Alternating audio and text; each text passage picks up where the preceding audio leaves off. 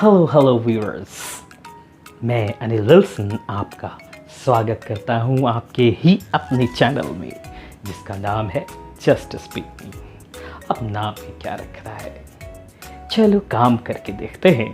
तो आज के इस काम को ध्यान में रखते हुए मैं आपके लिए आज लेकर के आया हूँ साउंड सिस्टम नंबर 4 जो मैंने पढ़ाया था आपको, वो था करना पड़ता है और करना है। अब चलिए देखते हैं, वो तो खैर था प्रेजेंट टेंस में, अब इसी चीज़ को हम पास्ट टेंस में कैसे करेंगे। तो आज की इस स्पोकन सीरीज़ की पार्ट नंबर 6 में मैं आपके लिए लेकर के आया हूँ फीलिंग करना पड़ता है और करना है को पास्ट टेंस में कैसे क्लियर किया जाए। तो चलिए देखते हैं और सीखते हैं। तो जैसा कि मैंने आपको बताया कि हम आज हैंडल करना सीखने जा रहे हैं फीलिंग्स करना पड़ता है और करना है कि पास्ट सिचुएशंस को। जब इन्हीं फीलिंग्स को हम पास्ट टेंस में एक्सप्रेस करना चाहते हैं तो देखते हैं कौन कौन सी फीलिंग्स हम अक्सर करके बोलते हैं। तो चलिए पहले देखते हैं कंपल्शन के लिए। जब हम पास्ट टेंस में कंपल्शन को एक्सप्रेस करना चाहते हैं तो हम बोलते हैं करना पड़ता था या फिर करना पड़ा। और अगर हम इसी को ड्यूटी में एक्सप्रेस करना चाहते हैं तो हम क्या कहते हैं, करना था। तो इन तीनों फीलिंग्स को हम एक्सप्रेस करेंगे सिर्फ एक ही इंग्लिश स्ट्रक्चरल फॉर्मूले के साथ। तो वो स्ट्रक्चरल फॉर्मूला क्या है, चलिए देखते हैं। Structural formula for the sense of करना पड़ता था, करना पड़ा या फिर करना था। अब जैसे आपको पता ही है, तो first of all we start with subject. पहले हम यूज करते थे प्रेजेंट टेंस में हैज़ टू, हैव टू। अब हैज़ और हैव का पास्ट टेंस हो गया हैड, तो यहाँ पर यूज़ करेंगे हैड टू। अब टू के बाद तो first form of the verb ही होती है, तो first form of the verb plus object plus एमपीटी। क्लियर।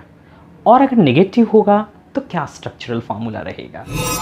अगर नेगेटिव है तो स्ट्रक्चरल फॉर्मूला रहेगा सब्जेक्ट प्लस डिड नॉट। जैसा कि मैंने पहले भी बोला था कि हैव टू यूज़ करते हैं, ठीक उसी तरीके से अब यहाँ पर भी हमें हैव टू ही यूज़ करना है, क्योंकि डिड के बाद तो हम फर्स्ट फॉर्म यूज़ करते हैं और फर्स्ट फॉर्म ऑफ हैड है हैव। तो क्या हुआ, डिड नॉट के बाद have two plus first form of the verb plus object plus empty. तो चलिए एग्जाम्पल देख लेते हैं। मुझे कई रात जागना पड़ता था। I had to wake up for many nights. Negative, मुझे रात को नहीं जागना पड़ता था। I did not have to wake up at night. अगर हम करना पड़ा का सेंस एक्सप्रेस करना चाहते हैं तो हमें यूज़ करना होगा यही सेम स्ट्रक्चर, यानी कि उसे कई लोगों के साथ पंगा लेना पड़ा। He had to pick up a quarrel with many persons. उसे कुछ भी नहीं करना पड़ा। He did not have to do anything. ये तो कुछ एग्जाम्पल्स थे कंपल्शन के। अब पास्ट टेंस में ड्यूटी को कैसे एक्सप्रेस किया जाएगा, तो चलिए देखते हैं।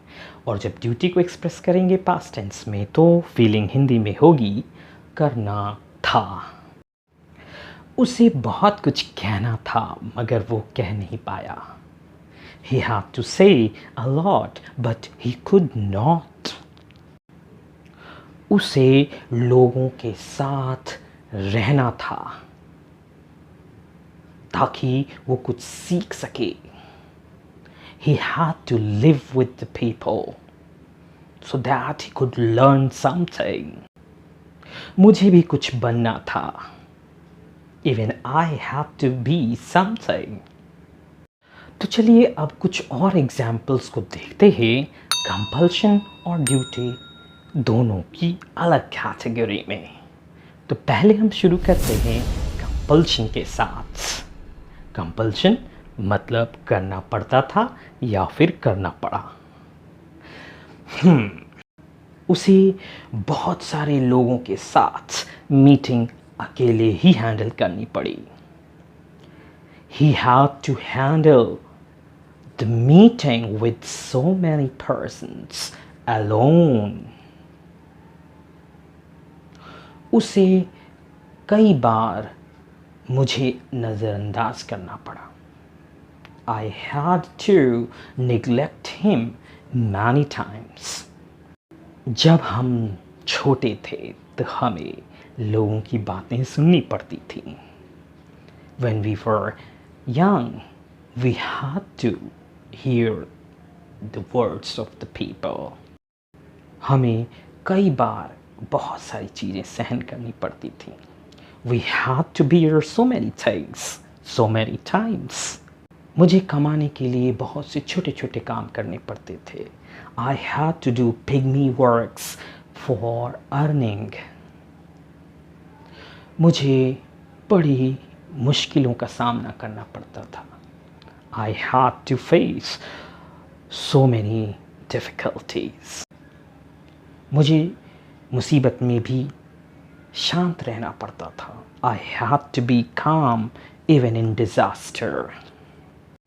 चलिए अब देखते हैं ड्यूटी के examples.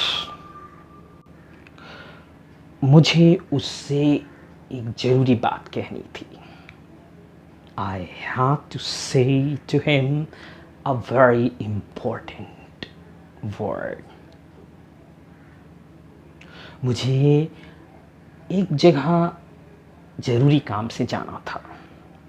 I had to go somewhere for an important task. मुझे एक फ़ोन करना था. I had to make a call. मुझे उसे कुछ याद दिलाना था. I had to remind him something. मुझे उसकी पोल खोलनी थी. I had to spill his beans. तो ये थे हमारे examples for compulsion and for duty. मुझे विश्वास है कि आपको ये लेसन्स बहुत अच्छी तरीके से समझ में आए होंगे. तो अपनी इस नेक्स्ट सीरीज़ में यानी कि स्पोकन सीरीज़ पार्ट नंबर 7 में मैं इन्हीं फीलिंग्स को आपको सिखाऊंगा कि कैसे एक्सप्रेस किया जाए फ्यूचर टेंस में. यानी कि करना पड़ता है और करना है के सेंस को हम कैसे एक्सप्रेस करेंगे फ्यूचर टेंस में. तो for having my videos, first of all to you, please press the bell icons and don't forget to subscribe.